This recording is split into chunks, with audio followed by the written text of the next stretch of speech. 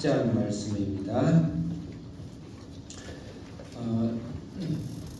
사도행전 10장은 고넬료의 환상, 그 다음에 베드로의 환상, 또 환상을 하나님 주셔가지고 너무 화려한 전기인데요. 환상 가운데서 두 분이 만나게 됩니다. 만나면서 이방 선교에 대해서 성경적인 근거와 확신을 주고 깨우치고, 좀 슬픈 것은 이렇게까지 하기까지 베드로가 예수님 그렇게 흘러나오고 명령하고 부탁하고 또 십자가까지 오면서 끝없는 스데반의 순례와 빌리 전도와 사마리아 전도와 일련의 사건을 중에도 불구하고 인간의 편견으로 쌓여있는 어쩔 수 없는 육체의 한계, 그 육체의 한계의 벽을 뚫고 끝내 성령께서 베드로를 변화시키는 삶이다. 그래서 서로는 그만하고, 그래서 그런 신학적인 성경적인 굉장히 큰 근거로 결국은 베드로의 사고를 깨서 부수는, 그렇게 그래서 전 세계 복음이 전하는 것이 예수님이 죽으시는 목적인데, 그것을 이루기 위해서 가기 또 전에 불이 꺼져버릴 뻔했던 건데 놀라운 사건이다, 그렇게 생각하고 기도하겠습니다. 살아계신 하나님 아버지, 오늘 사도행전 10장을 통해서 우리의 삶과 인생의 목표가 무엇인지, 내가 가정을 꾸리고 내가 결혼하는 목표가 무엇인지, 내가 열심히 공부하는 목표가 무엇인지, 또 사회에 나가서 우리가 직장 속에서 직장을 살고 이 땅을 밟고 또 돈을 벌고 경제적인 행위를 하는, 또 건강을 잘 챙겨야 되고 하는 이 모든 목적이 무엇인지, 방향이 무엇인지를 오늘 성경을 통해서 인생은 무엇을 위해서 무엇을 하기 위해서 태어났는가를 가르치는 말씀입니다. 오늘 성령님께서 골수에 주의 말씀을 심어주시고, 사도 베드로가 그렇게 훈련하고 성령을 받았건만은 깨어지지 않는 그 자각 의식을 오늘 우리 성령께서 우리 마음속에 하나님의 은혜를 부어주시고 깨우쳐 주시고, 우리 인생 속에 이 말씀이 심겨져서 우리 인생 속에 제2의 베드로처럼 제2의 고넬처럼 살아갈 수 있는 귀한 시간 되도록 역사해 주시옵소서. 예수님의 이름으로 기도드립니다. 아멘. 사도행전 10장을 다 펴시고, 사도행전 10장 제가 제목을 이방 선교의 성경적 근거다, 어디 학술 논문처럼 교과서를 썼으면 합니다. 제가 만약에 일반 대중설교를 한다 그러면 또 우리에 맞춰서 고넬료의 신앙을 본받고 베드로처럼 주님 앞에서 울고 꿇자 이렇게 할 수가 있겠지만 이해를 해주시기 바랍니다.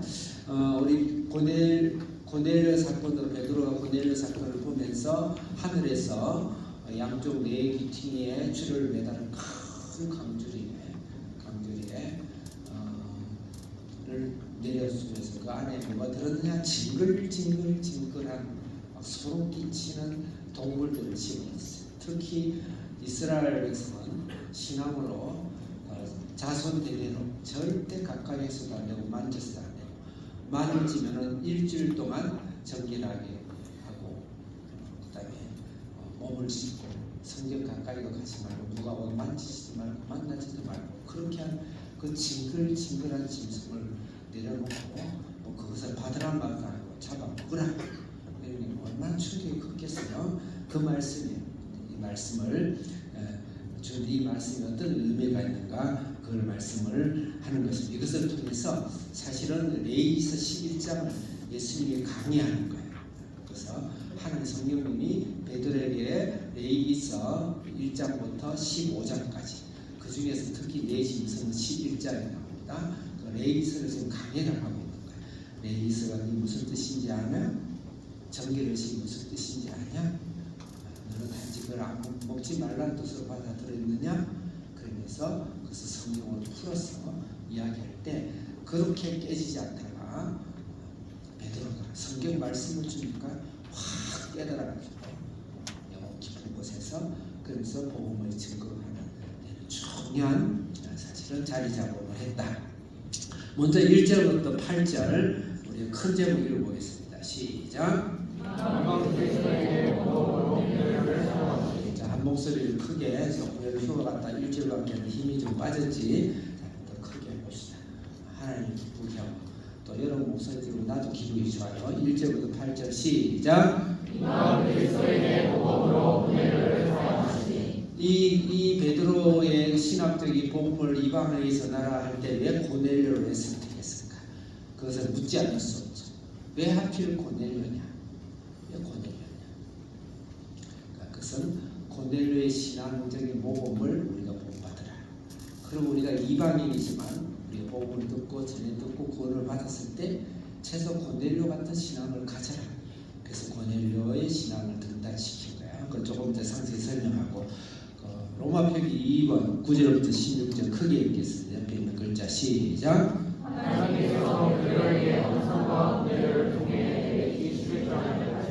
하나님께서 베드로를 제가 깨닫게 하고 깨우치게 하고 깨트리는 거예요.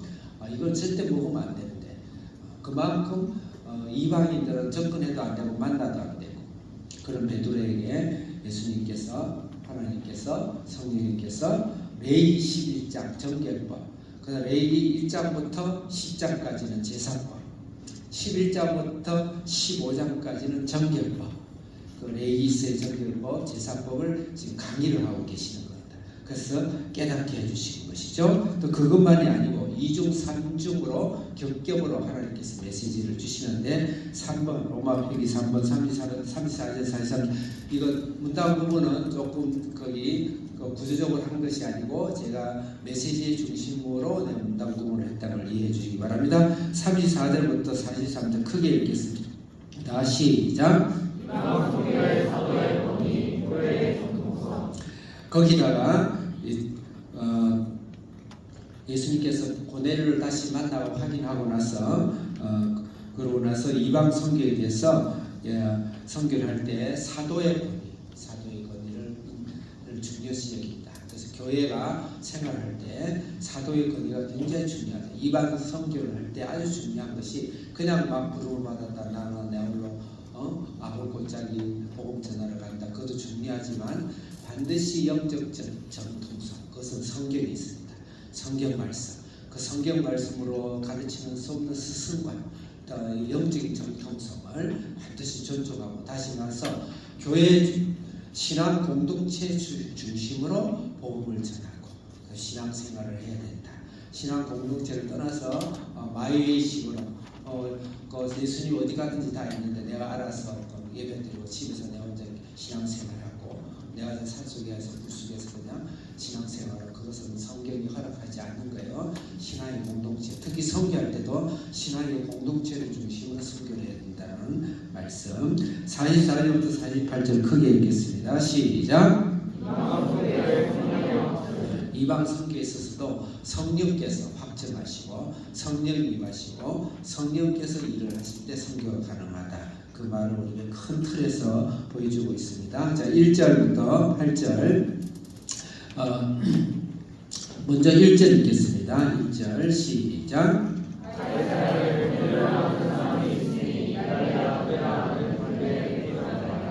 여기서 가이사라라는 것은 빌립보 가이사라인데 여기서 헤롯 왕이 빌립보 성을 만들어 가지고 로마에 바친 거예요. 굉장히 화려하게 지었어요. 여기는 이방이죠. 근데 현재 이 베드로는 욥바에 있습니다. 욥바는 지금 이스라엘의 행정 수도예요. 욥바가 생각나는 것 사람이 누구냐면 요나가 다시스를 향해서 배를 타고 저기 아수르의 수도로 복음을 전하러 가라고 하는데 도망을 가죠. 그때 도망가는 그 항구가 바로 욥바예요. 그래서 고레 배석에서 지내죠.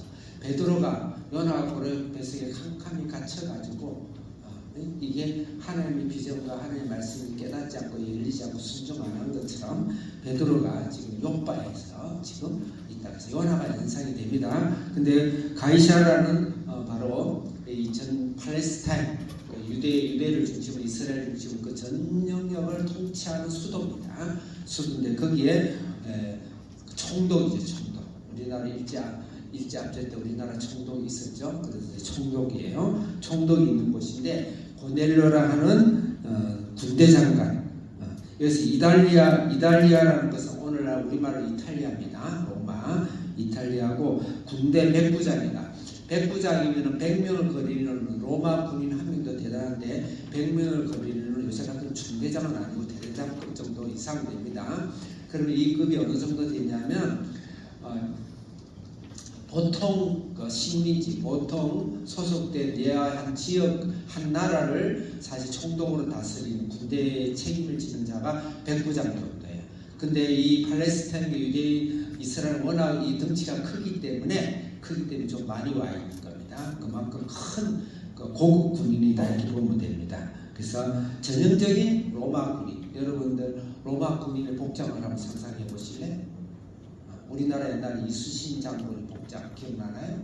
거기다가 로마자만 붙이면 돼요. 그 이상으로 그게 로마 복장이에요. 전형적인 로마군이 이방인을 말합니다. 이방인만. 그래서 이를 선택해가지고 이를 잡아먹으라 하나님께서 그렇게 하는. 절대 가까이 갈 수도 없는 거예요. 또 말을 해서도 안 되고, 같이 만나 악수를 해서도 안 되고, 같이 같은 자리에 앉아도 안 되고, 그 집에 들어가도 안 되고, 밥을 먹는 건 더더욱 안 되고 그래요. 그런 로마의 백부장을 만나게 하시죠. 2절 크게 읽겠습니다. 시작.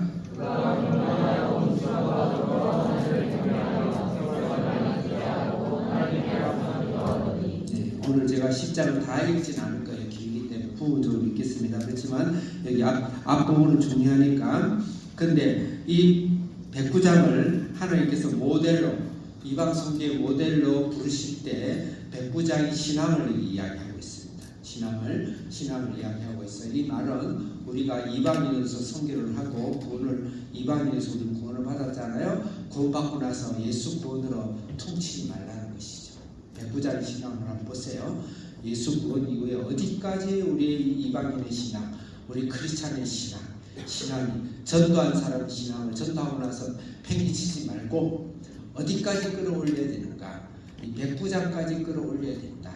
그럴 때 진정한 구원이 완성된다. 그런 의미로 이 백부장은 이미 신앙이 굉장히 완성 단계에 있을 정도로 굉장히 깊었어요. 그래서 백부장의 신앙을 우리가 보면서 우리의 신앙, 또 우리가 신앙이 어디까지 가야 되는지를 우리가 적용할 수가 있겠죠. 먼저 경건하다고 그랬습니다. 경건하다. 이거는 유세베스라는 단어인데 이것은 제의적인 단어입니다. 예배를 드린다, 제사를 드린다, 경건을 한다.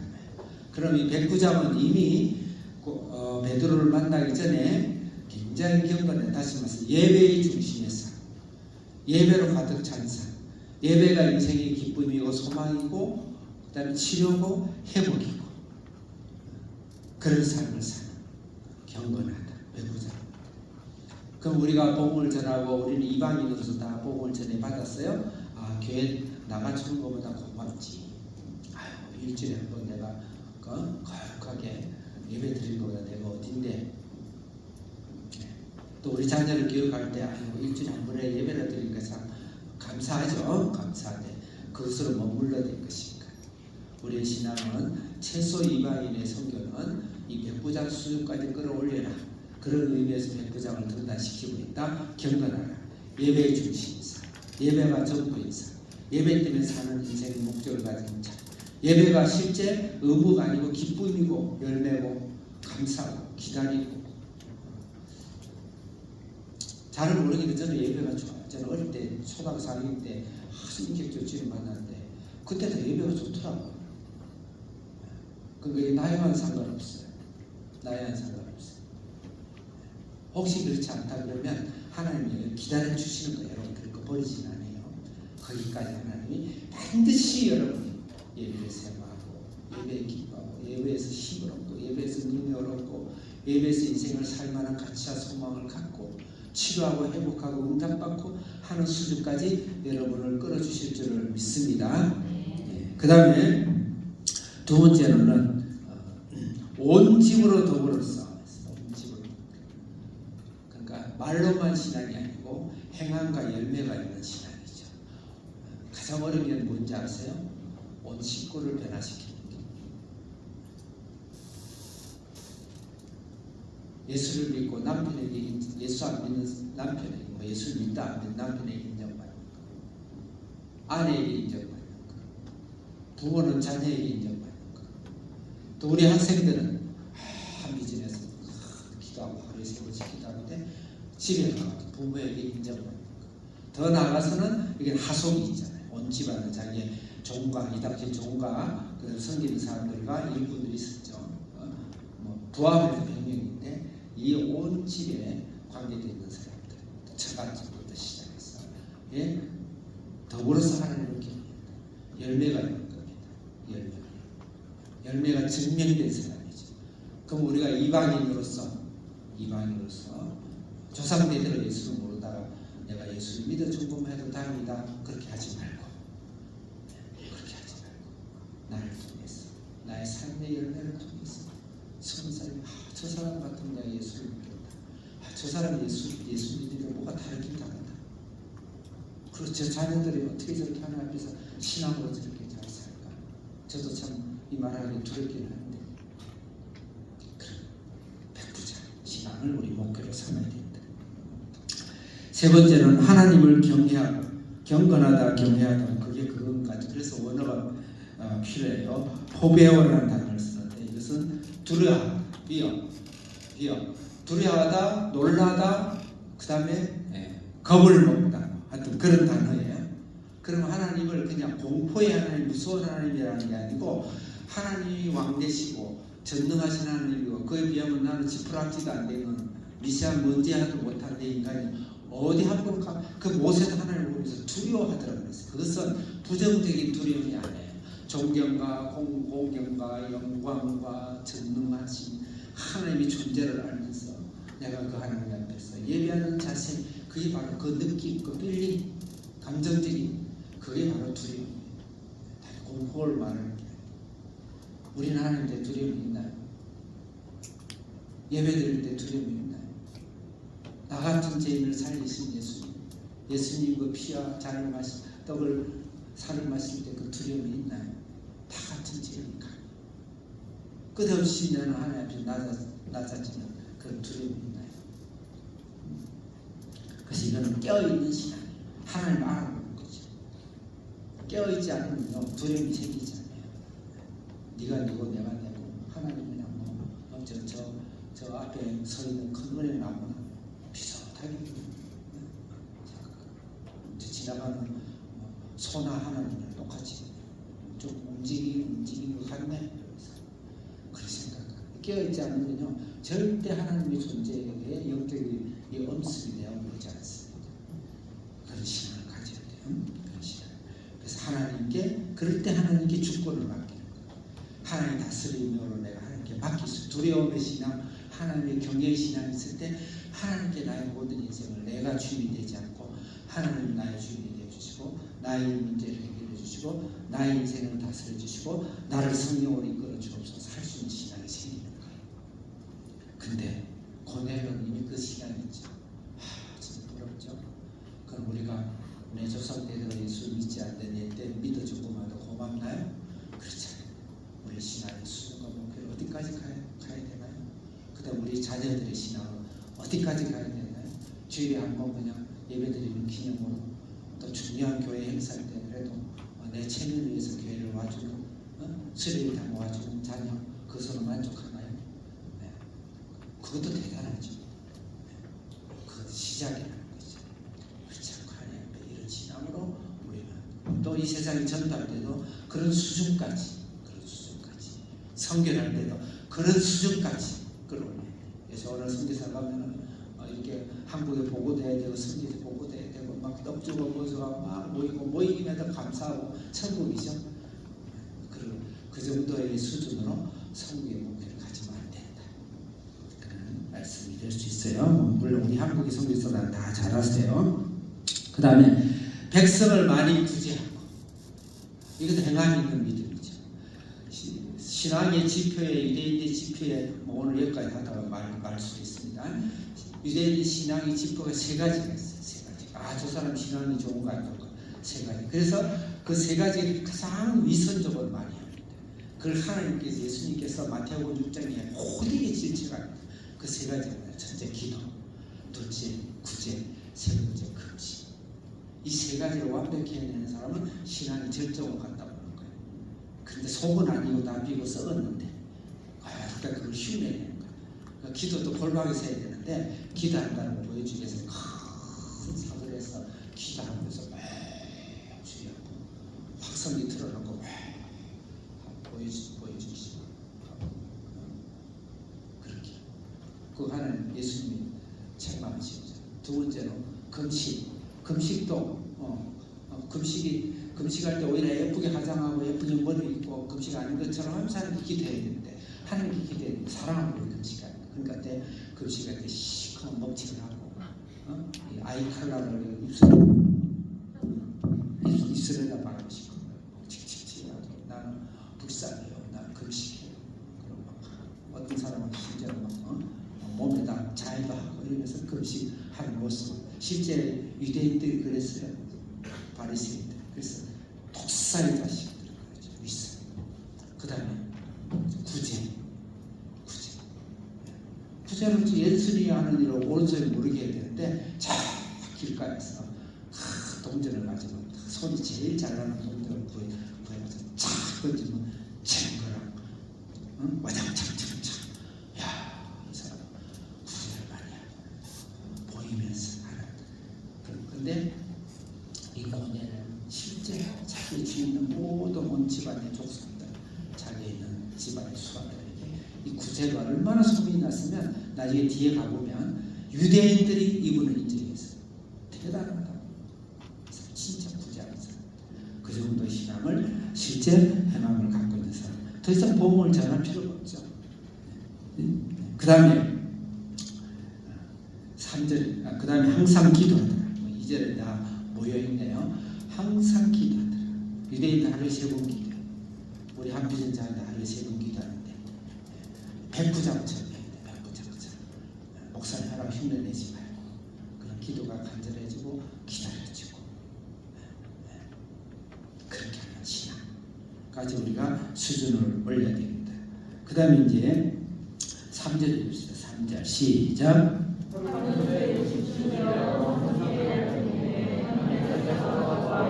4절 시작.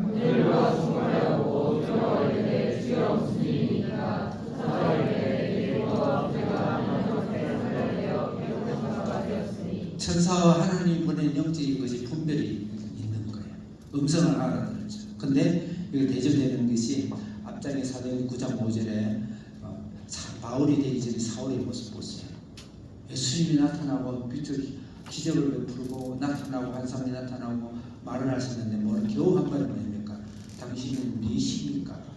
당신은 누구세요? 어마어마한 가말리엘 문화생으로서 성경 전체를 거의 외워요. 모세온 경우는 그런 사람인데 정작 하나님의 음성은 못 듣는 거예요. 영적으로는 무지하고 것이죠. 그런데 고넬로는 안 그렇다는 거 대단하죠. 주님 음성을 알아들어요. 주님의 뜻을 분별해요. 성경을 읽고도 이것이 이 세상 속에서 내 삶 속에서 주님이 어떤 말씀하시는지 정확하게 알고 받아들이고 분석하고 오늘 신학자하고 또 달라요. 그래서 그런 신앙이다. 그 다음에 7절 8절 7절 시작.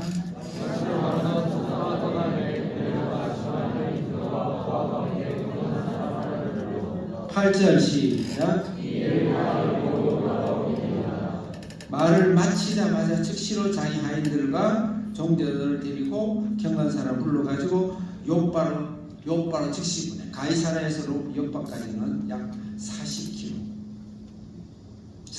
정도 돼요. 제가 40km를 백리라고 해요. 제가 군대 있을 때 백리 행군을 종종 했어요. 2박 3일 합니다. 하루 종일 걷는 거 아니에요. 한 10시 계속 논스톱 걸으면 10시간을 빠른 걸음으로 걸어야 돼요. 군장 30km, 40km 주고 절대 그걸 못 길어요. 발이 트고 난리가 나는데 한 달 동안 발병이 생겨가지고 그래요? 그 40km 뒷날 아침, 뒷날 오전에 도착합니다. 몇 시에 도착하죠? 하여튼 뒷날 도착해요. 그래서 시간으로 따져보면 바로 이제 기도한 요 시간 바로 한 20시간 이상 걸려요. 근데 말을 타고 갈 수도 있어요. 근데 이 여러 사람이 말을 다 타고 가지는 않았을 것이고 어쨌든 바로 즉각적으로 가죠. 즉각 그 먼 거리를 즉각으로 해서 부릅니다. 그러니까 신앙이 하나님의 말씀에 즉각적으로 순종하는 신앙이다. 우리가 충분하게 유추해 볼 수 있죠. 그래서 우리가 정리합시다. 나의 신앙의 목표가 어딘가? 내가 아직 고넬료가 아니라는 사람은 손들어보세요. 종족으로. 우리는 이방. 그럼 여러분들 3대 4대 이스라엘처럼 몇십 대 조상 대대로 예수 믿었습니까? 그렇지 않죠. 여기 대부분 당대 예수를 믿었다. 저는 4대, 내 앞에 손주까지 가면 5대가 되겠지만 그렇지만 아무도 없잖아요.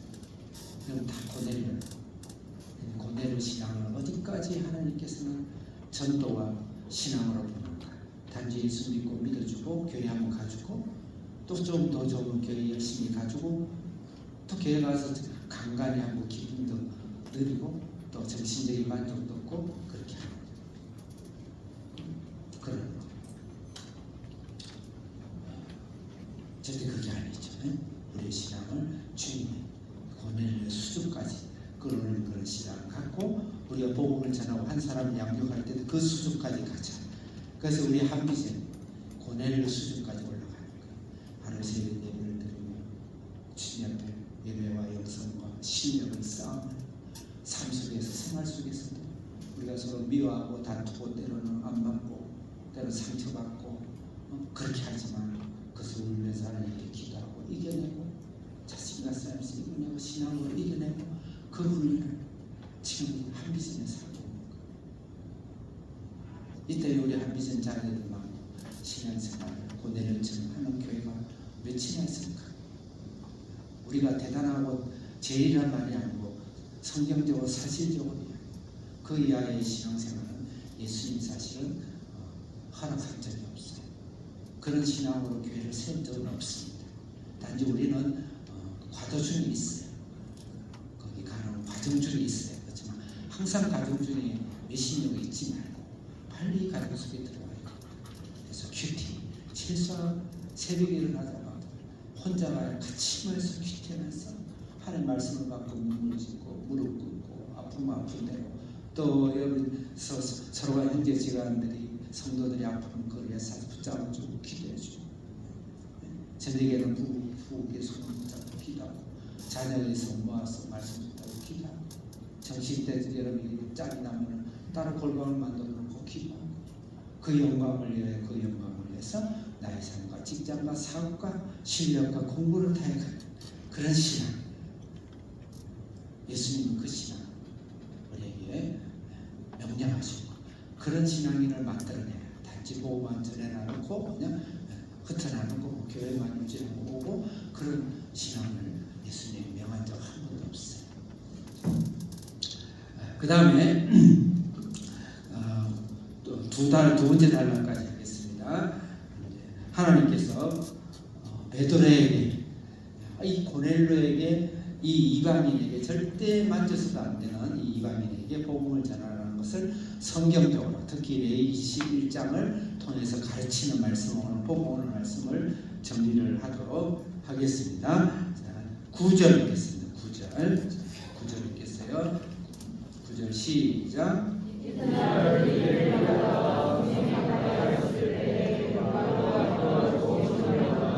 10절 크게 읽겠어요. 시작. 다른 모든 설명은 제가 생략하겠습니다. 11절 크게 시작.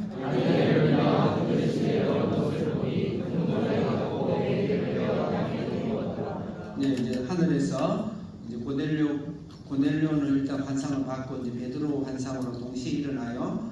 시간차가 있긴 하지만 동시에 일어나요. 그래서 위에서 보살이 내려온다.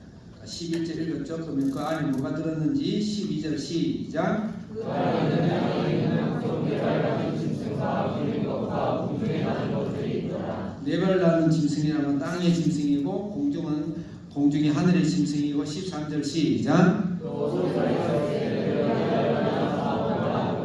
14절 시작.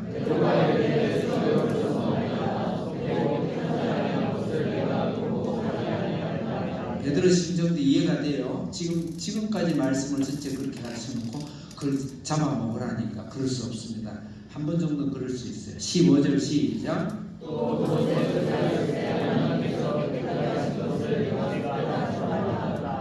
두 번째 이야기했어요. 세 번째 16절 시작. 네, 그리고 세 번이나 하고 나서 베드로는 동의하지 못해요. 근데 쑥 올라가고 이제 환상이 끝나는 거예요. 이게 무슨 말이냐? 네. 그래서 그 안에 있는 내용을 구체적으로 이야기 안 했지만 모든 학자 또 우리가 봐도 이것은 레위기 11장에 나온 절대 먹어서는 안 되는 땅에와 공중과 바다에서 나는 짐승들의 이야기인데 여기서 우리가 다 읽을 수는 없고 레위기 11장을 찾아보겠습니다. 레위기 11장을 다 펼쳐보세요. 펼쳐가지고 전체 그림만 보겠어요. 이걸 그대로 두고 11장 3절 읽겠습니다. 3절 레위기 11장 3절 시작. 다시 아직 안 찾았나요? 네, 우리 거 여기를 올려 나오나요? 여기 나오네. 11장 3절 읽겠어요. 시작.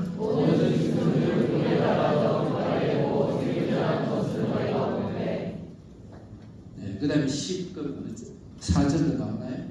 4절 없나요? 모든 짐승이 굽이 있는데 굽이 갈라져야 돼요. 굽이 반반 갈라져야 돼요. 돼지는 통굽이에요. 네.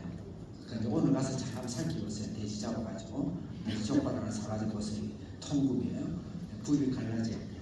손은 굽이 갈라져 있어요. 그 다음에 대색임질 먹고 대색임질을 해야 돼요. 혹시 대색임질 과가 있나요? 학생들도? 그 굉장히 성경적인 사람이에요. 대색임질. 근데 하지 마세요. 사람 앞에서 대색임질. 이 말은 반찬 말씀을 묻고 혼자 반찬하는 거죠. 영적으로 얼마든지 해석할 수 있는데 또 그런 해석을 또 되게 기겁하게 싫어하는 사람인데 그것도 참 이상한 사람이에요. 나 성향이 왜 그런지 모르겠어. 어쨌든 대식임질 그런 짐승만 먹어라. 돼지는 거기 안 돼. 그런 짐승들이 많습니다. 그리고 대부분 먹지 말라는 거기에 11장 3절 이하로 나옵니다. 그런 짐승들이에요. 그 다음에 9절 읽겠습니다. 시작.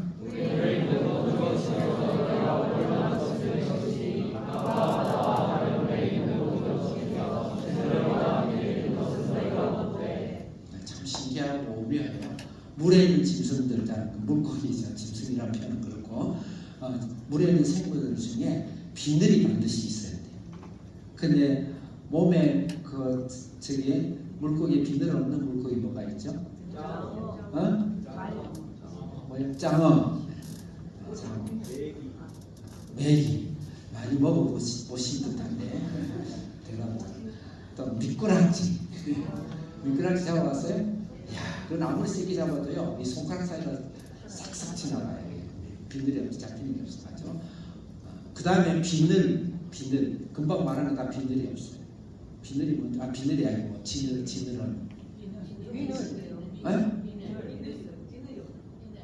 비늘도 없고, 지느러미 두 개. 짱은 지느러미가 있나?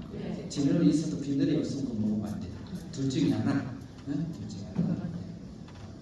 엔드가 오아야. 그거 먹으면 안 돼. 그건 어떤 의미가 있을까? 물에서요, 비늘이 물살을 차고 나가게 돼 있어요. 지느러미도 그래요. 고기 앞으로 나갈 때. 그런 게 있어요. 그거 없이 아주 얍삽하고 간사하게 다니는 것들. 먹지 말라. 그래서 영적으로 설명하기 좀 다 시간이 없고 중요한 걸로 먹으면 안 됩니다. 자, 그 다음에 20절 봅시다. 20절 시작.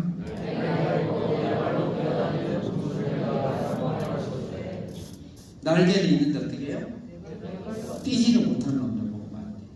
근데 날개는 있는데 뛰는 곤충은 뭐가 있어요? 메뚜기 먹으면 돼요. 메뚜기 까나 먹으면 돼요. 그래서 그러면 먹지 마라. 그래서 41절 봅시다. 41절 시작.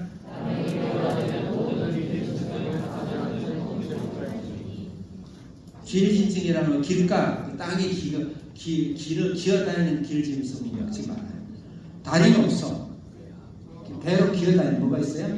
뱀종.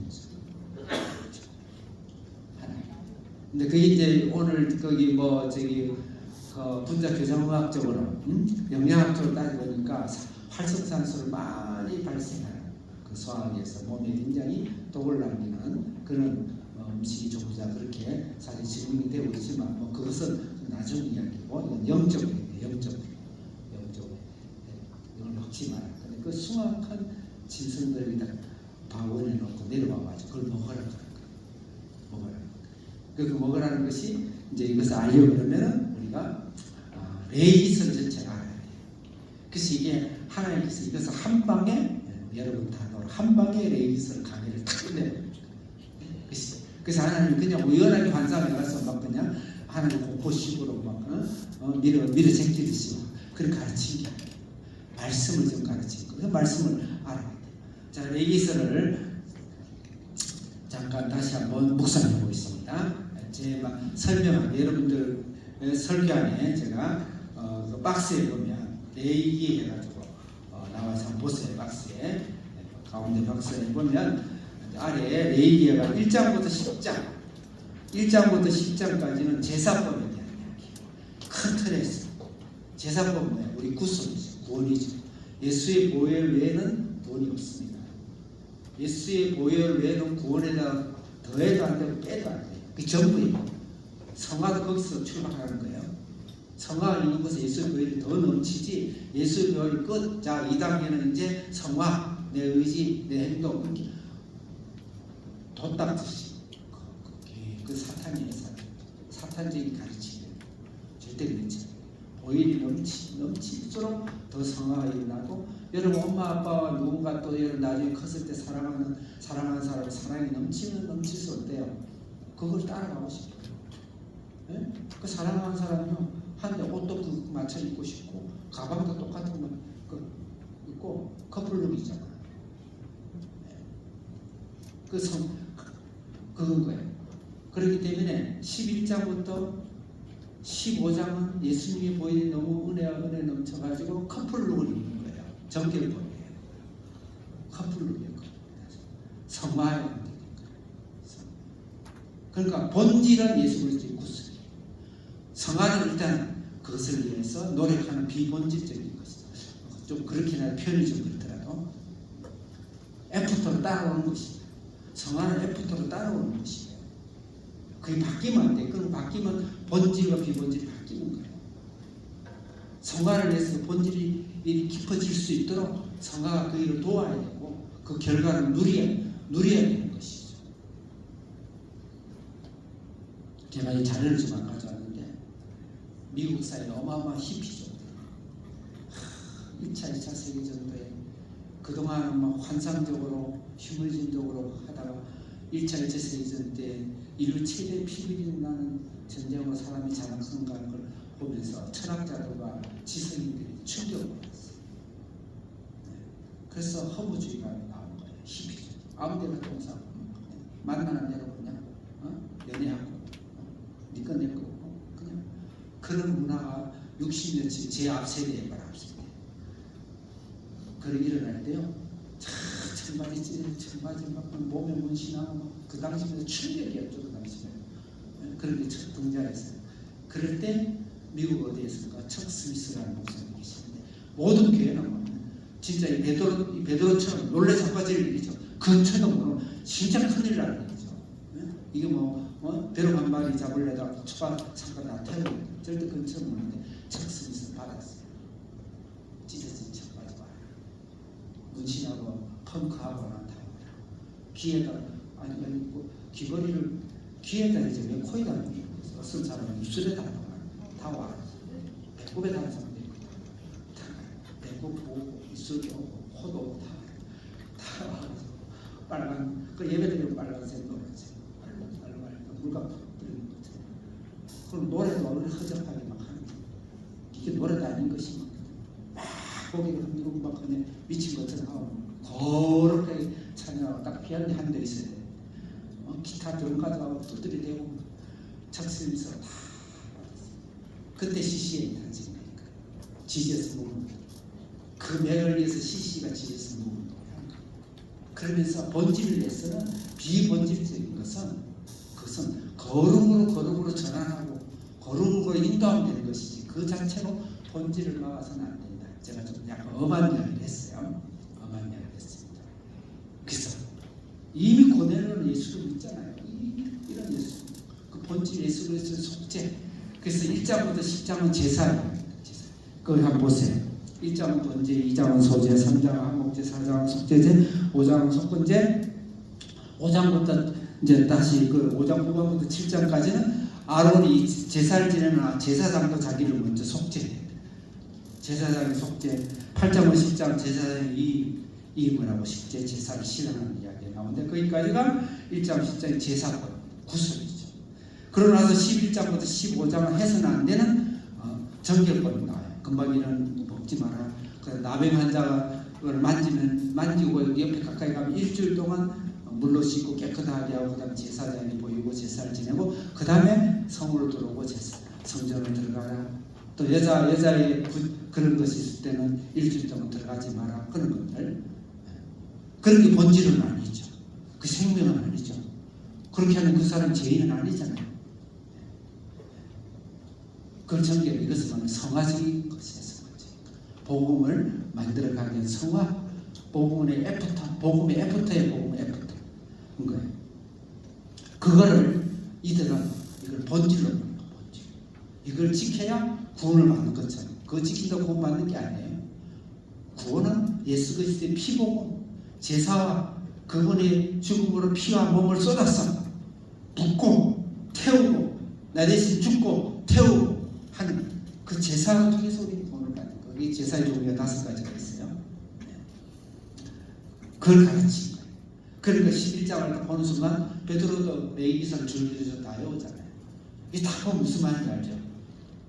그러면서 막 깨달아진 거죠. 이건 정결권이구나. 정결권이 그 의미였구나. 그러니까 예수 그리스도 십자가 외에는 다른 것으로 누명을 씌우고 다른 것으로 이렇게 짐을 안 되고. 그래서 이 결론이 나중에 사도행전 15장에 예루살렘 총회에서 몸에 죽이는 것과 그 외에는 금하지 말라. 할례 받았냐 안 받느냐 중요하지 않다. 나오는 거예요. 자, 그럼 오늘 여기까지 합시다. 말씀을 정리합시다. 말씀 정리. 중요한 건 뭐냐면 제가 제일 끝에 적용을 이야기했어요. 적용을 고넬료를 통해서 우리의 신앙을 본받자. 그 다음에 오늘 하늘에서 내려오는 그 흉측한 바구니를 베드로의 환상을 통해서 말씀을 알자. 말씀을 모르면요 무식합니다. 그 무식은요 타협 자체가 대화 자체가 안 돼요. 본인을 많이 알고 있죠. 그래서 말씀을 알 때 우리 신앙의 어떤 격이라든지 신앙의 어떤 전통이라든지 신앙의 행위라든지 신앙의 그동안 쌓여있던 경험이라든지 연륜이라든지 또 그런 직이라든지 전통이라든지 이렇게 쌓여있는 무식이 신학에 쌓여있으면 안 되죠. 신학이 우리가 애프터가 돼요. 신학은 애프터가 돼야 돼요. 그게 본질이 되면 안 되지. 예수 그리스도의 말씀을 하나님께 성령께서 깨우쳐주시고 그리고 고넬료를 증인을 딱 만나게 하시고 그리고 성령을 그냥 확 쏟아붓는 거예요. 오늘 그것까지 가지 못하고 중요한 것은 오늘 제가 이렇게 길게 설교한 건 뭐냐. 우리는 다 조상대대로 예수를 믿지 않았던 우리는 이방. 나의 신앙을 내가 한비전에 가서 예배 드려주는 것도 고마워요. 또 부모 따라 이렇게 예배를 한 번씩 드려주는 것도 고마워요. 또 그 바쁜 직장에서 내가 교회에 가서 예배 드려주고 거기다가 새벽 기도까지 드려주다.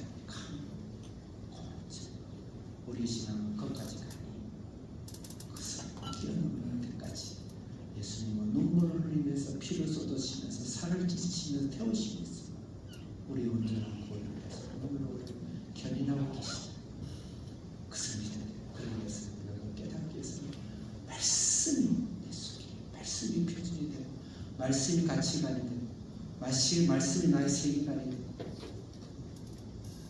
그런 삶으로 성령께서 여러분을 해부하시고 뼈, 골수를 쪼개지고 할 때 하나님은 놀라운 은총이 여러분을 통해서 여러분이 한 번밖에 없는 이 인생을 통해서 전 세계 여러분의 이름과 여러분의 영광과 하나님의 영광과 여러분의 능력과 여러분의 사랑이 여러분 가정을 통해서 전 세계 평강하게 전해지는 하나님의 놀라운 위대한 가정으로 여러분을 써주실 줄을 믿습니다.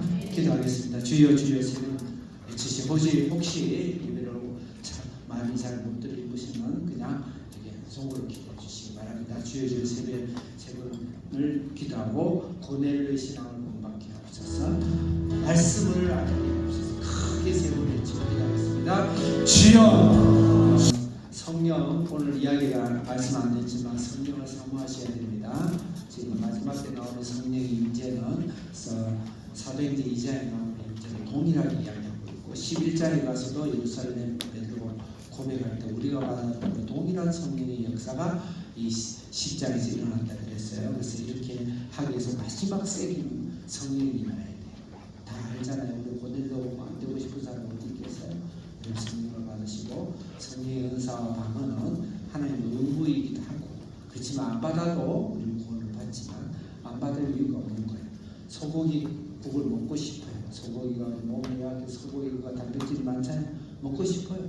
먹고 싶은데 내가 못 먹는 것을 돈이 없어서 못 먹는다고 소고기가 먹을 필요 없다고 내가 해명하고 논문을 쓸 필요는 없잖아요. 왜 그러냐면 단지 소고기 하나 먹고 싶습니다. 근데 지금 내가 돈이 없습니다. 소고기를 사모합니다. 그렇듯이 성령 우리의 신앙이 영향깎아요. 내가 아직 안 받았지만 소고기를 사모해서 성령을 사모합니다. 하나님 나의 힘이 되시고 에너지가 되시고 나의 소고기가 되시고 영양가가 되신 성령님이 나를 도와주옵소서. 그렇게 하는 데 굳게 갖다 주시며 크게 찬양하도록 하겠습니다. 성찬식을 하겠습니다. 사실 매 예배마다 성찬식을 하는 게 정상이고 아마 초대교회는 그렇게 했을 것이고 그런 자료가 많습니다. 예배의 가장 중요한 신앙의 가장 중요한 건 예수 그리스도의 보혈을 의지하고 예수님의 보혈로 증거하며 속죄와 힘과 능력 거룩함을 날마다 입는 성찬식은 예수님의 피와 살과 살을 먹고 피를 마신다는 것인데 그것은 어떤 물리적인 살과 피를 말하는 것이 아니고 예수님을 죽으셔서 그분의 죽으심 우리 희생대에서 살을 지으시고 피를 흘리셔야죠. 그 살과 그 피를 영적으로 마시는 겁니다. 그래서 우리 순간순간 또 모든 생활 가운데 예수님의 은혜, 삶, 우리를 죽으신 죽음의 살과 피를 마심으로써 우리 의식과 무의식과 생활과 사고와 가치관과 삶과 모든 인격을 그분 것을 우리가 무엇을 의미에 따라서 그 몸이 달라지죠. 바꾸라는 뜻이고 그렇게 해서 예수님과 우리가 하나 되는 그분의 죽음으로 우리가 같이 죽고 그분의 부활을 우리가 같이 사는 그 의식을 믿음으로 행하는 것이고 또 사실 이곳에 거룩한 성령께서 임재하시고 함께하시고 이런 가운데 또 우리 하나님 특별한 또 은혜가 있다는 걸 우리가 명심하고 성찬식을 거행하도록 하겠습니다. 성부와 성자와 성령의 이름으로 성찬식을 선포합니다. 성찬은 그리스도를 기억하며 그가 다시 오실 때까지 십자가와 부활을 기억하는 예시입니다. 우리로 죄를 이기게 하시고 모든 고난에서도 구세게 하사 평안과 확신과 능력을 더해 주십니다. 입교자와 세례를 받으신 분은 성찬에 참여할 수 있습니다. 입교자라는 것은 다른 곳에서 다른 교회에서 세례를 받고 우리 학교를 우리 교회를 다시 등록한 걸 입교자라고 합니다. 기도드리겠습니다. 하나님 아버지 저희가 준비한 떡과 잔에 성령님을 보내시고 충만케 하시고 우리가 먹고 마시는 것이 단지 떡과 포도주에 불과하지만 우리 안에 역사하시는 예수님의 구속의 은혜 하나님의 사랑의 역사에게 하옵소서. 모든 참여하는 이에게 성령께서 찾아와 주시고 역사하시며 주님의 뜨거운 사랑에 새로워지게 하옵소서.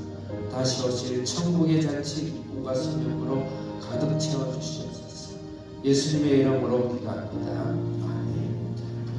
분병과 떡을 나누는 것과 잔을 나누는 것을 일시하도록 하겠습니다. 먼저 떡 나눔에 대해서 고린도전서 11장 23, 24절 말씀.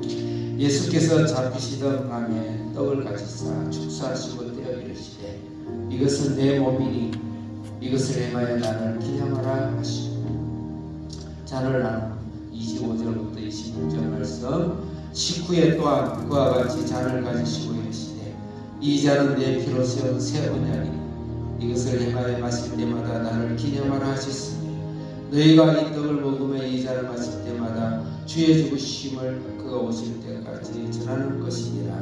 아멘.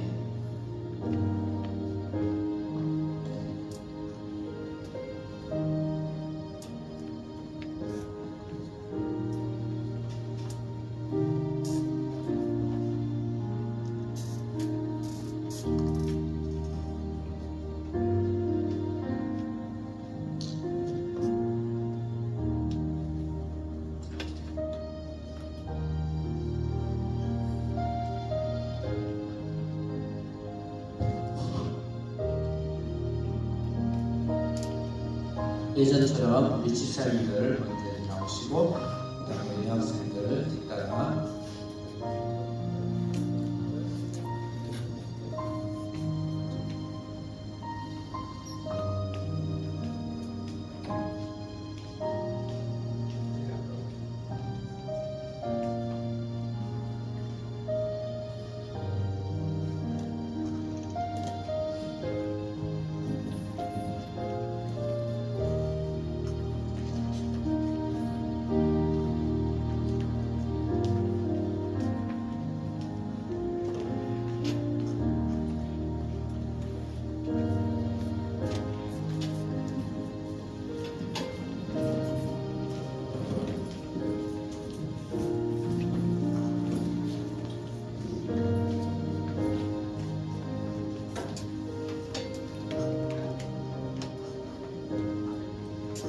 올라 이거였어.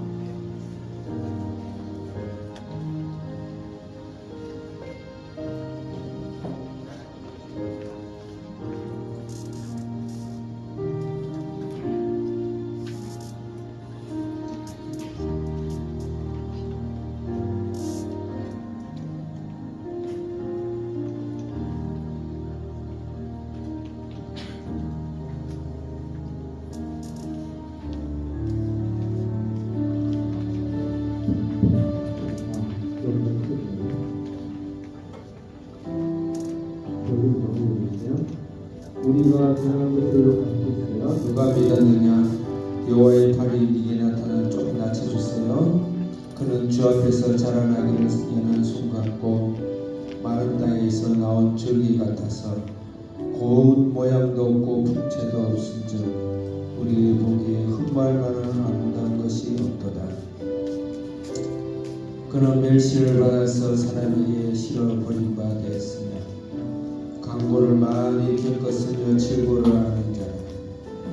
마치 사람들에게 얼굴을 가리우고 보지 않음을 받는 자 같아서 멸시당하였고 우리도 그를 기이 여기지 아니하였고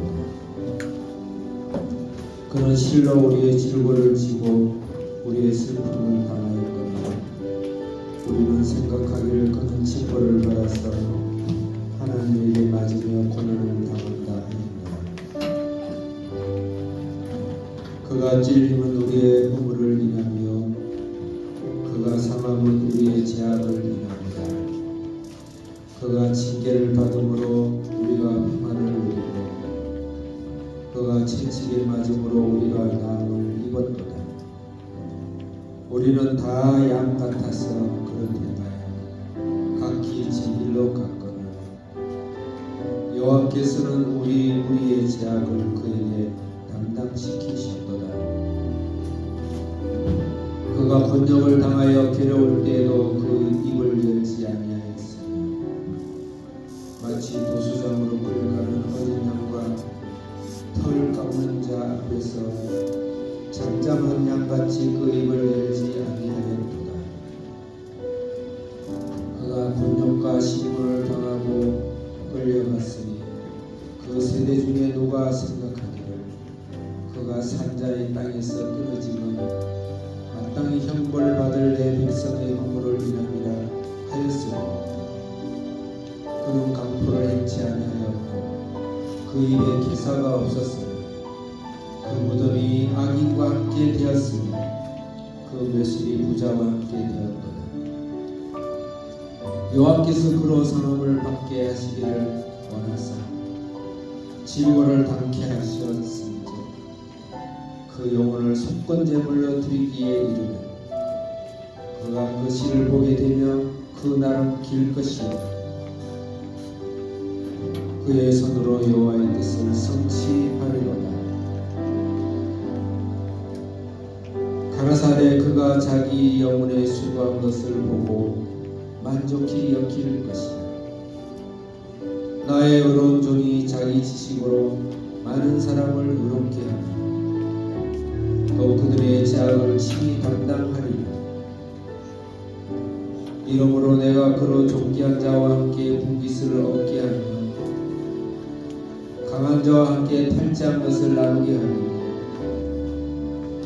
이는 그가 자기 영혼을 버려 사망에 이르게 하며 범죄자 중에 하나로 헤아림을 입었습니다. 그러나 실상은 그가 많은 사람의 죄를 지며 범죄자를 위하여 기도하였느니라 하시니라.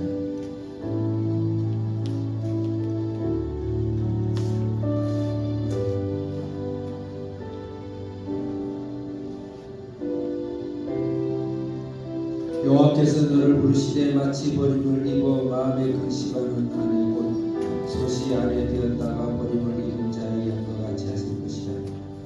내 하나님의 말씀이니라.